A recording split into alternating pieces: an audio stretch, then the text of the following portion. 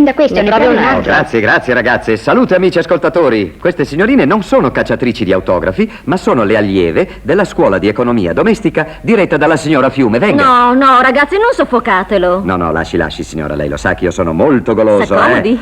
Come sono buone queste paste. Chi è che le ha preparate? Hanno preparato tutto da loro. Preparare i pasticcini per un rinfresco è stato un tema per un compito in classe per oggi. Bacco, darei 10 a ognuna di queste ragazze.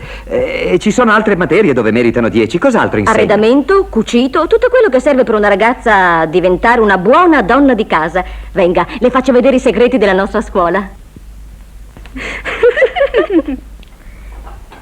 Questa è la nostra cucina sperimentale. Perbacco. Beh, certo sembra più un laboratorio che una cucina, Niente di eccezionale. E poi è giusto che le ragazze si abituino a qualche cosa, perché fra qualche anno le cucine saranno tutte elettriche ed automatiche.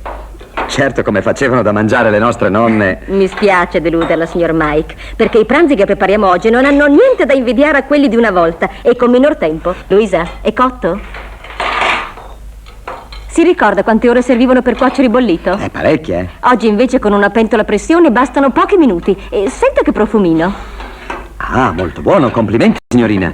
Venga che le mostro le altre aule. Ecco, qui le ragazze imparano a cucire e ricamare. Sa, per noi donne il corredo è una cosa molto importante. Un argomento davvero interessante per le future spose in ascolto. E che consiglio può dare? Che si ricordino che il corredo va usato, non da tenere nei cassetti. Deve essere perciò molto semplice, facile da lavare e tutto bianco. Ah, lei deve essere un'esperta di bianco, signora. Può ben dirlo.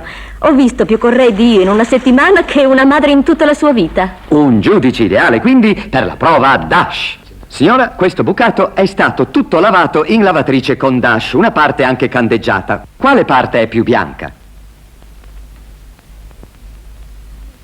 Forza. Non c'è differenza? Giusto! Dash lava così bianco che più bianco non si può, nemmeno col candeggio. E Dash ha un'esclusività, i granelli blu di Perboratex. Provate Dash!